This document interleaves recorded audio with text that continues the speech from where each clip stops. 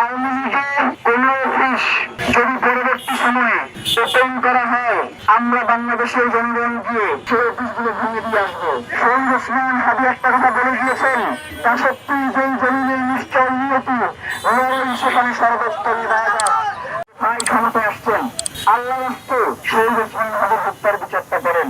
শহীদ ওসমান হাদিকে এখনো সময় আছে, মূল্যায়ন করুন। তার হত্যার বিচার নিশ্চিত করার মধ্যে দিয়ে একমাত্র শহীদ ওসমান হাদিকে ধারণ করা যায়। ইদানিং আমরা বাংলাদেশের একটি রাজনৈতিক দলের কিছু ছাত্র অ্যাক্টিভিস্টদেরকে দেখতে পাই, তারা শহীদ ওসমান হাদিকে নিয়ে বিভিন্ন ধরনের কটূক্তি করবার চেষ্টা করে। আমরা এই ছাত্র অ্যাক্টিভিস্টের উদ্দেশ্যে তার দলের নেতাদেরকে বলতে চাই, যদি আপনারা এদেরকে না থামান তাহলে আমরা মনে করব যে আপনারা আপনাদের ছাত্র অ্যাক্টিভিস্ট দিয়ে এইগুলো লেখান। বন্ধ করুন, এখনো সময় আছে, বন্ধ করুন। বাংলাদেশের মানুষকে আপনাদের সামনে মুখোমুখি করালেন না। বাংলাদেশের মানুষ দীর্ঘ 17 বছর ভোট দিতে পারে নাই। দীর্ঘ 17 বছর তারা গুম খুন হত্যার শিকার হয়েছে। আপনার দলের অসংখ্য নেতা কর্মী ঢাকা শহরে এসে রিক্সা পর্যন্ত চালাইছে। শুধুমাত্র আপনার দলের শিশু প্রত্যেকে হত্যার কারণে গণধর্ষণের শিকার হয়েছে। শুধুমাত্র আপনার দল করবার কারণে গুলি করে বন্দী করে দেওয়া হয়েছে। সেই দিনগুলো খুলে যাইয়েন না। ইদানিং দেখতে পাচ্ছি যে আওয়ামী লীগের অফিসগুলো খুলে দেওয়া হচ্ছে।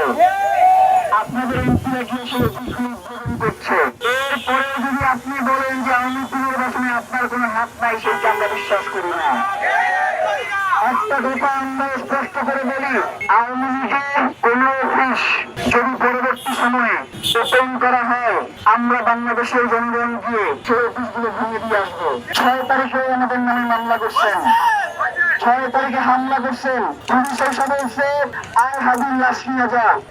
আপনি সেই পুলিশকে বরখাস্ত করেন নাই, তার মানে হচ্ছে এই পুলিশটা আপনার কথাই বলছে।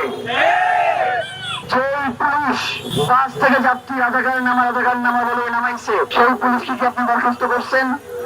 করেন নাই। তার মানে হচ্ছে যে পুলিশ জুলাইয়ে আমার ভাইদেরকে হত্যা করেছে, আমাদের বোনদের বুকে গুলি চালিয়েছে, সেই পুলিশ দিয়ে আপনি বাংলাদেশে আর একটা ফেসিবাদী রাষ্ট্র কায়েম করতে চাচ্ছেন। একটা কথা মনে রাখেন, জুলাইয়ে আমাদের 1400 ভাই শহীদ হয়েছে। আগামী দিনে যদি আমাদের 1822 শহীদ হয়, আমাদের জীবন যদি জাহান্নাম হয়ে যায়, বাংলাদেশের জন্য একটা জান্নাত বানানোর জন্য আমাদের জীবন জাহান্নাম হয়ে যাওয়ার জন্য আমরা রাজি আছি। বাংলাদেশকে কোনোভাবেই ভারতের তাবেদার, ভারতের দাস হইতে আমরা দিব না।